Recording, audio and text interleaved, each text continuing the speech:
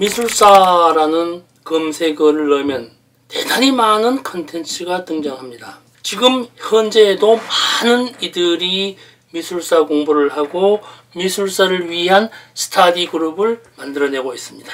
안녕하세요. 미술시장의 새로운 패러다임을 구축해 나가고 있는 미술만평 177회차 박정수입니다.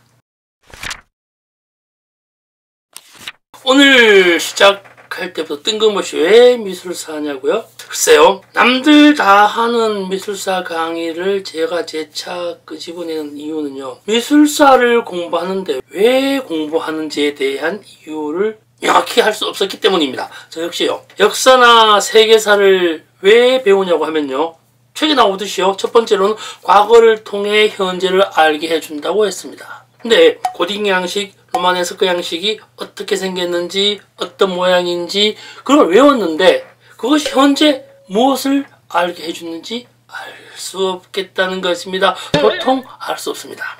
두 번째로는요, 역사의 인물을 통해 미래의 교육을 알게 한다고 했습니다. 일반 역사, 일반 세계사 공부를 할 때 말입니다. 미켈란젤로나 레오나르도 다빈치를 공부하면서 이들의 사상이나 의미나 사회적 교육을 배워보지 못한 것은 제가 기회를 얻지 못한 것일까요? 아니면 현재도 하고 있는데 제가 모르는 것일까요? 그것을 현재는 잘하고 있을지도 모르겠습니다만, 세 번째로는요, 과거에 일어난 사회적 경험은 현재의 잘못된 길로 빠지는 것을 미연에 방지하자는 것이 미술사라고 이야기했습니다.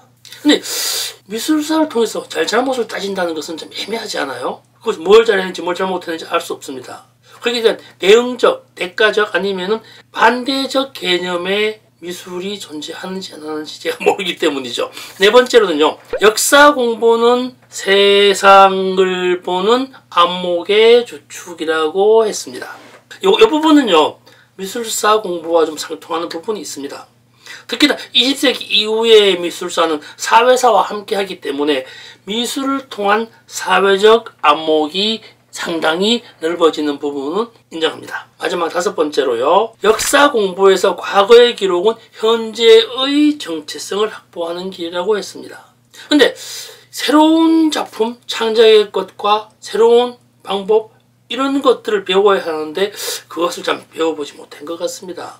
요 다섯 가지는 뭔가 하면요, 일반의 교육, 일반의 역사와 일반의 세계사 공부와 미술사 공부는 왜 다른가 하는 이야기를 붙여본 것입니다. 왜 그렇게 하지 않는가라는 이야기죠. 지금까지 좀 했던 말을요, 정리 한번 해볼게요. 미술사 말고 세계사나 역사 공부는 과거에 있었던 사실을 통해 지금 현재를 살아가는 환경이나 국가, 사회에 대한 이해도를 높이고 지금까지의 사회적 관습이나 제도 등을 이해하면서 자신이 오늘을 어떻게 살아가야 하는지에 대한 긍정에 대한 통찰과 비판적 사고력을 길러주기 위함이라는 것입니다. 말이 좀 정확했죠? 여기에 반해서 미술사 공부를 왜 하느냐고 물으면 딱히 할 말이 없었다는 것에 문제를 두는 것입니다. 미술사를 배우면서 원시 미술에서 인상주의 이전 혹은 표현주의 이 정도까지는 잘 가르치는데 20세기 이후의 현대 미술은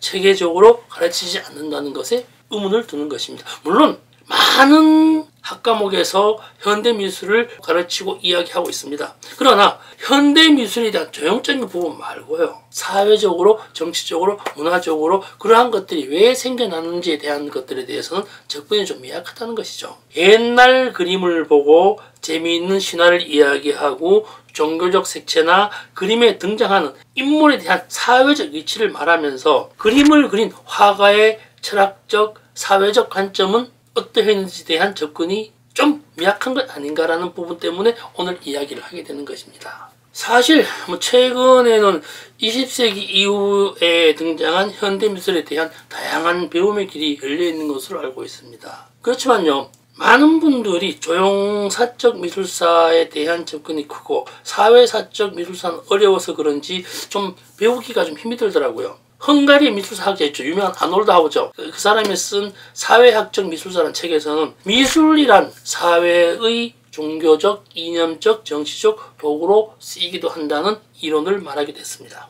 영국의 루돌프 피터 코어는요, 1963년에 발간된 토성 아래서 태어나라는 책에서 화가들의 성품과 심리 분석을 통해 시대의 인간상이 왜 각기의 예술가에 의해서 다르게 등장하는가에 대한 근본 문제를 다루기도 했었습니다. 모두 다 그런 것은 아니지만 미술사를 암기로 취급하지 않았으면 좋겠다는 것과 우리나라의 문화적, 정치적 환경에 빗댄 미술사, 조형 분석이나 도상학, 사회학적 미술사관 등 다양한 방식이 있었으면 좋겠다는 것에 오늘 이야기에 방점을 두는 것입니다. 구글이나 네이버에 거기에 등장하는 미술사, 미술 감상이 아니라 자신의 영역에서 다르게 해석할 수 있는 자기만의 고유한 구획이 필요하기 때문입니다. 어느 화가의 작품을 두고 감상자가 보편적, 객관적 입장에서 주관적 개념을 가지고 접근할 때 다른 창작의 영역이 왕성한 힘을 얻는다고 보기 때문입니다.